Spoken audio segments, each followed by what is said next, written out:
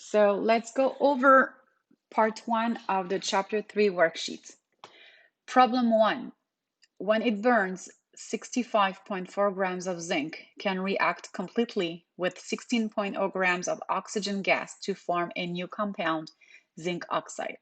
No other compounds are formed. What mass of zinc oxide is formed in this reaction? So let's take a look at what we have here. This is a chemical change. How do I know this is a chemical change? Because I see the keyword here that a new compound is formed. So this tells me that I'm in a presence of a chemical change. Let's write down this chemical change as an equation. Zinc react with oxygen to form, symbolized by an arrow, zinc oxide, which is our product. So what you have here is on the left side, the reactants, and on the right side, you have the product.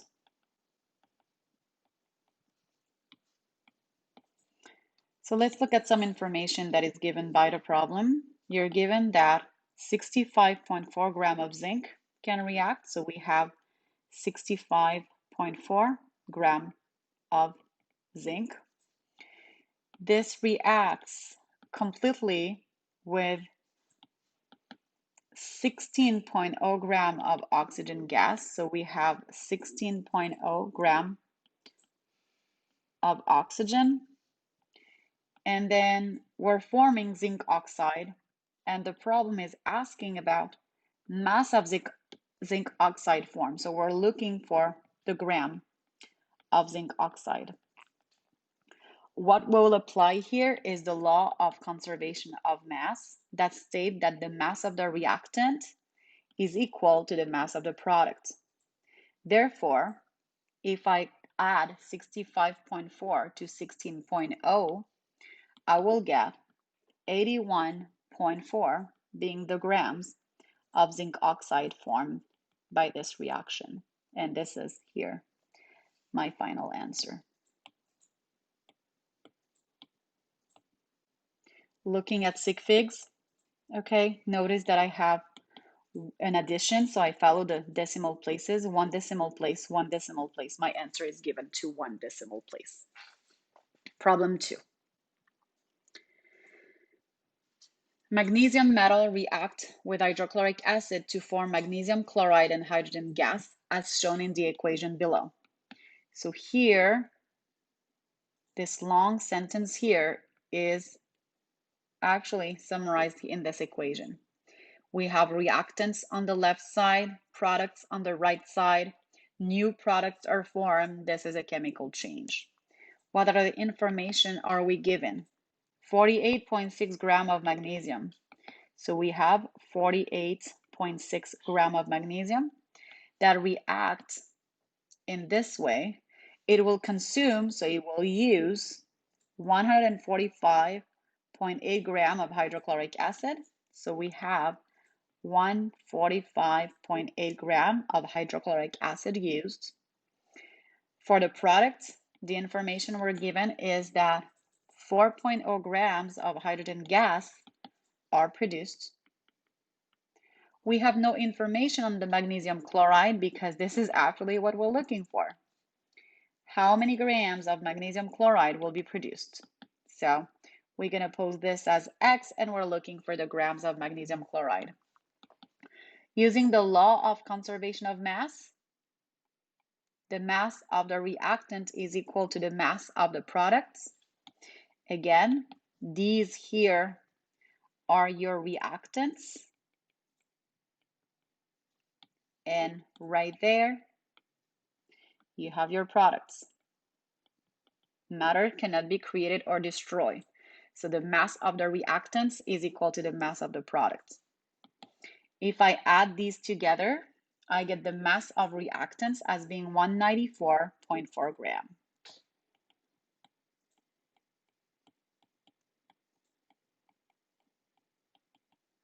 And this is therefore equal to X plus 4.0 grams.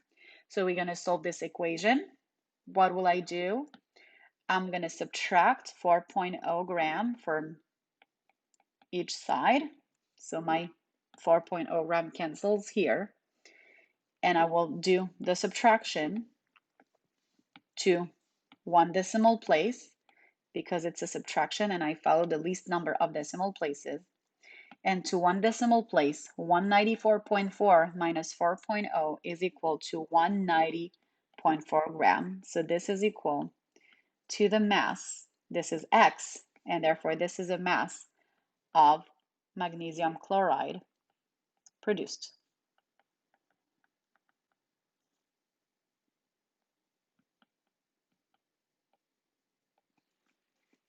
Again, to 1 decimal place. Problem 3, using the periodic table, Using the periodic table, identify each element as a metal, a metalloid, or a nonmetal. The first thing you have to do is figure out the symbol associated with these elements' name. Capital C for carbon, capital P small t for platinum, capital S small I for silicon, capital C small a for calcium, capital A small r for argon, and capital V for vanadium. And then what you will do is you're going to have to locate them on the periodic table. Why? Because if I now go back to the back of the page on our periodic table here, this helps us actually to determine the nature of the elements. Just below the boron here, you have a step-like separation between the metals on your left and the nonmetals on the right. Along this separation, you have a total of 8 metalloids. Metalloids have both property of metal and nonmetal. Boron, silicon, germanium, arsenic, antimony, tellurium, polonium, and astatine are your 8 metalloids. So if we go back, okay, carbon is located here. So carbon will be a nonmetal. That's why it's important to know the symbol so you can locate the element on the periodic table and associate this to their nature as being metallic, non-metallic, or metalloid. Therefore, carbon is a nonmetal, platinum a metal, silicon is a metalloid, calcium is a metal, vanadium is a metal, and argon is a nonmetal. For the association between the elements and their symbol, what do you have here? We have capital F for fluorine, capital S small n for tin, capital Z small n for zinc, capital N small I for nickel, capital C small U, copper, lithium, capital L small I, xenon, capital X small e, silver, capital A small g, gold, capital A small u, iodine, capital I, and sodium, capital N small a. You need to do it backwards as well. So here we have oxygen, iron, sulfur, be careful, it's 2U, uranium, lead, tungsten, cesium,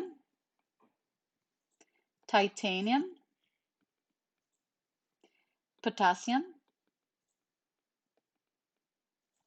boron, barium, and finally magnesium.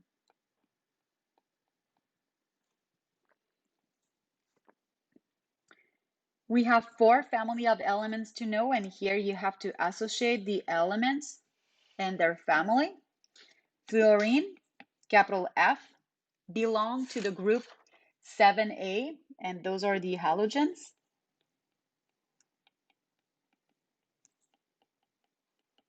Calcium belong to the alkaline earth metal family.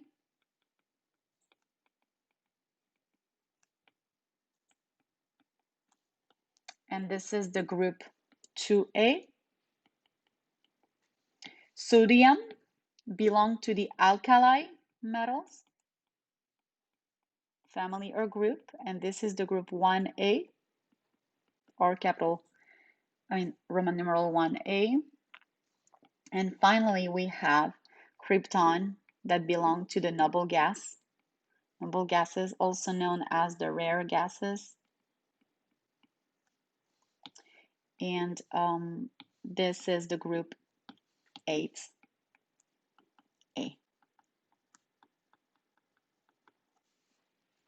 Based on its location on the periodic table, which of these elements would behave most like oxygen?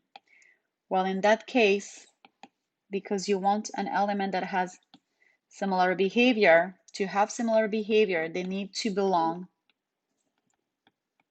to the same family, to the same group.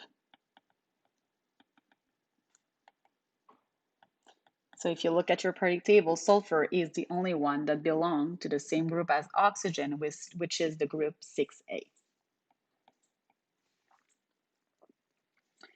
Now what we'll do is identify each element's symbol and name based on its location on the periodic table. So let's do this. First one here, period 1, column 1. The period are the lines. So here is period 1, here is column 1. At the intercept, we have H, hydrogen. Next one, period 4, group 12. Here is period 4, here is group 12. At the intercept, we have capital Z, small n, zinc. Next one, what is it? Period 2, group 3A. At the intercept, we have B for boron. And finally, period 5, group 7A, period 5, group 7A. And at the intercept, we have capital I, iodine. Thank you for listening, and let's go to part 2 now.